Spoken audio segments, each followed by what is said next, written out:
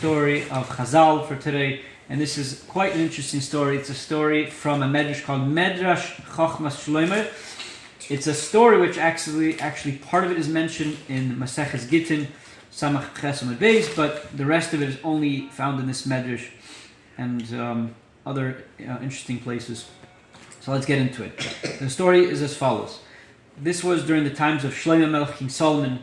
That one day, Ashmedai, who is the king of Shadon, of what we refer to as ghosts, demons. So he was one of the kings. There are different kings of demons, but he was one of them. He was quite famous because of the story.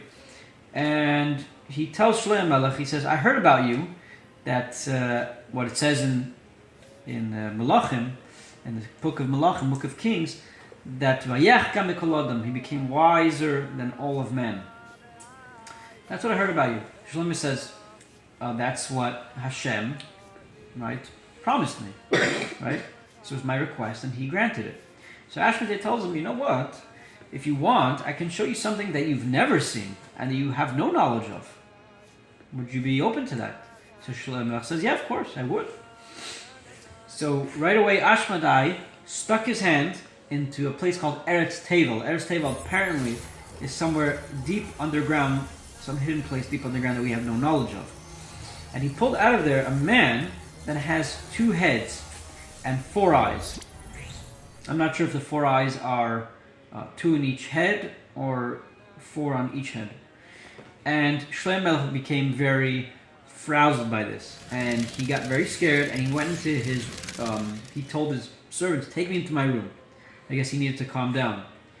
And he decided to call one of his generals. His name was Benayahu ben Yehoyada, and which actually I believe was also his father's general as well, Shlomo Melech, David Melech rather. And he told them, if I tell you that there are people that live under the ground, would you believe me? So he told him, I actually don't know about them, but he said, I promise you, I don't know, I've never seen this, but I did hear from Achisophel, who's another one of David Melech's generals, I believe, or advisors, that actually he told me about this, that there are humans underground, that live underground, some type of humans. So Shlomo tells him, okay, I'm going to show you one of these humans. And if I show you, what would you say? So he told him, he says, how is that possible? This place is, wherever this place I've heard about exists, it's super deep in the ground. It takes 500 years to reach there. And in between each, level, I guess there's different levels in the ground. It takes 500 years in between each one. So it's pretty much impossible for man to get there. So Shlomo says, let me show you something. He asked the servants to bring this man, and they brought them. And when Achisophel saw this, he fell on his face. He said, Shechiyonu v'kimimonu v'giyonu l'zman. That's a term that people say when they're quite excited about something that appears to them. So he told them, so they started interrogating this man now together. They asked him, Shlomo asked him, who are you? Whose son are you? So he told him, actually, I come from Adam Rishon. I actually come from his son, Cain. I come from his offsprings. So he said, where do you live exactly? So he said, we live in a place called Eretz Tevel. So he told them, do you guys have a sun? Do you have a moon? So he told them, actually we have that as well. We have a sun, we have a moon, we even plow, we harvest, we have sheep, we have animals.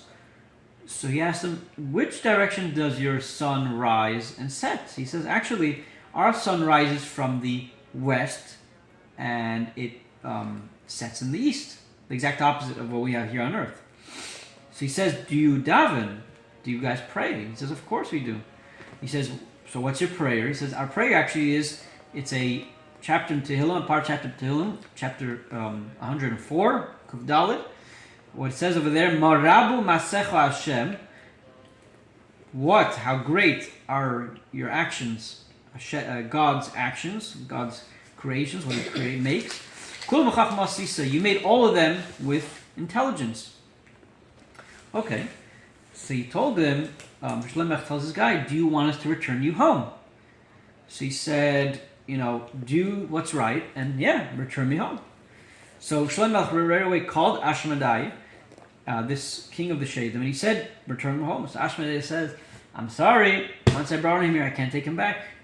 Quite interesting. So once this guy saw this guy with the two heads that came from his Eretz table, he said, I'm not going back home. He said, okay, I gotta build a life here. So he found the shidduch, he found a wife, he married her, and they had 7 children. 6 of these children looked like the earthly mother. They were the normal people, human beings like we know of. But one of the child, the 7th boy rather, there were 7 children, all of them are boys. The 7th boy, he actually looked at the father. He actually had 2 heads, and he worked. And this father actually ended up becoming, a citizen of this earth, so to speak. He worked very hard and became a very rich man. And after he died, what happened was there was a conflict about the possessions, where they should go to, right? The inheritance. So they had a quarrel. What was the quarrel? The quarrel was that 6 of the normal boys who looked like the mother, they claimed, there's only 7 of us, so therefore we should each get our portion, 7 portions. But this child with the 2 heads was claiming, no, I'm 2 people, so therefore technically I should be getting 2 portions. That's 2/8. So what do? They would decide to go to Shlomo, the king Shlomo, because in those times, again, the kings also they did judgment. They were just. So they went to Shlomo and they said, these brothers, they said, we believe we're 7 people, but our brother claims we're actually 8 because he has 2 heads. What do we do? How do we split up the inheritance? So Shlomo heard, and he actually did not know what to do. This quite baffled him. So he called the Sanhedrin, the Supreme Court of his time, and he asked them, what do you guys think? So they were also quite baffled, and they're like, we're not really sure what to say, because if we say he's considered 1 human being, maybe it's actually 2, and we're making a major mistake. So they didn't want to say anything. So Shlomo says, you know what? Let's sleep over it. Tomorrow morning, let's try to figure it out. So that night, in midnight, Shlomo Melech went to the Heichel, to the Beis HaMikdash. He went into the Beis HaMikdash to go pray, to daven to Hashem. And he tells him like this. He says, God, Hashem, when I prayed, when you revealed yourself to me, you look in the Sefer of Melachim, God revealed himself to Shlomo Melech. And he says, you revealed to me in Givon. And he told me, ask anything. What do you want? Shlomo says, I didn't ask for gold, I asked for silver. All I wanted was chochmas. I asked for wisdom so that I could judge people justly, humans justly. So Hashem, God responded to Shlomo's prayers. He told him, I'm giving you the wisdom. In the morning, you will figure it out. Okay. So in the morning, Shlomo Melech gathered again the Supreme Court, and Shlomo Melech told all the people, he said, bring this man in front of me, and let's judge his case. So they brought the man with the 2 heads. And Shlomo Melech says like this, he says, he tells this man with 2 heads, or people, or they claim they're 2 people, he says, you guys are telling me you're 2 people, you 2 heads telling me 2 people, then you should be able to know, you're claiming you are 2 people. Let's see if you're actually 2 people. He says, what all happened, he says, if I will do something to one head, and the other head feels it, I believe you are 1 person. Otherwise, I will count you as 2 people. If one doesn't feel what the other ones, I will count you as 2 people. So what do? This is the plan he came up with. Shlomo says, bring for me hot water, old wine, and linen clothing. So they took the hot water, and they put it in front of Shlomo Melech. What did Shlomo do? Shlomo took the water and the old wine, and he threw it on the head of one of the heads. So right away, both of them responded. Right? Obviously, he did it. It seems like he did it without the other one knowing. Both of them, at the same time, responded, "We are dying. We are dying. You're killing us. We're 1. We're not 2. You're killing us." So Shlomo says, "Wait a second. Why are you both saying you're hurting? I only did 1. Must be you guys are actually one. You two heads are actually one, and you're not two according to my judgment. And that's how we'll define it.